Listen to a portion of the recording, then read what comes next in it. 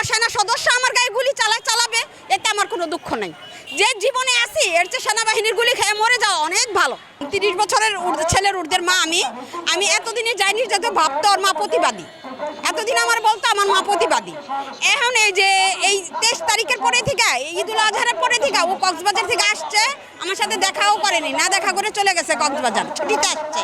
আচ্ছা, ভিডিও কলে আমার সাথে কথা বলে না, আর যদি দু একবার কোনো কথা বলি অশ্রদ্ধ ভাষায় কথা, অশ্রদ্ধা করে, মা হিসাবে অশ্রদ্ধা করে কথা বলে।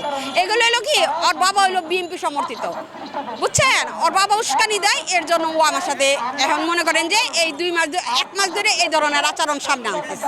ওনাদের যৌনকর্মী ছাড়া তো ওনাদের কোনো কাজ নাই, ওনারা এই পেশা করেই ওইখানে গেছে, তাই জানে সহজ পেশা কোনটা। সবাই তো সহজ জায়গায় এক জায়গায় পৌঁছাইতে যায়, অনেক যেখানে গেছে যৌনকর্মী হয়ে গেছে, তাই ওদের ব্রেনটাই ওইভাবেই কাজ করে।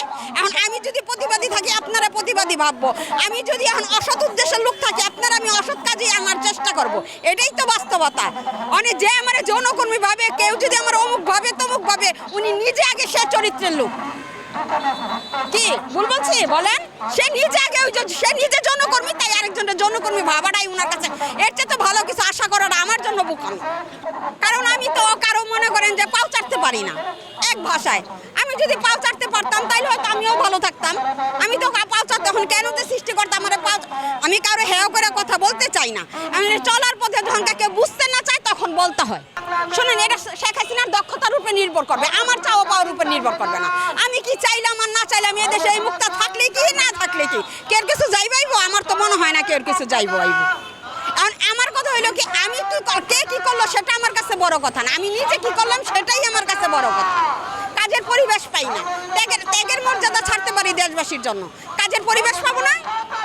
যেভাবে সরকার আসুক, একটা নামমাত্র একটা নির্বাচন দিয়ে উনি আসছে, অসৎ উদ্দেশ্য করে আসছে। উনার ওইখানে 70%ই ওনার অসৎ উদ্দেশ্য ছিল, 30% নিজের দক্ষতা ছিল, তারপরে উনি ক্ষমতায় আসছে। তারপরেও আশা করছিলাম যে কাজের পরিবেশটা হয়তো পাবো, আমি আসামি হিসাবে পাবো, ওনার এই দেশের নাগরিক হিসাবে তো নাই, সেই এই দেশের নাগরিক হিসাবে তো আশা করা যায় না, কিন্তু আসামি হিসাবে হলেও একটু কাজের পরিবেশ পাবো, এইরকম একটা বিশ্বাস ছিল মনে। কিন্তু সেই বিশ্বাসও ভেঙে গেছে। আমি আজকে 1টা বাজে যাবো কার্যালয়ে তালা মারতে, যদি কোনো সেনা সদস্য আমার গায়ে গুলি চালাবে এতে আমার কোনো দুঃখ নেই। যে জীবনে আছি এর চেয়ে সেনাবাহিনীর গুলি খেয়ে মরে যাওয়া অনেক ভালো।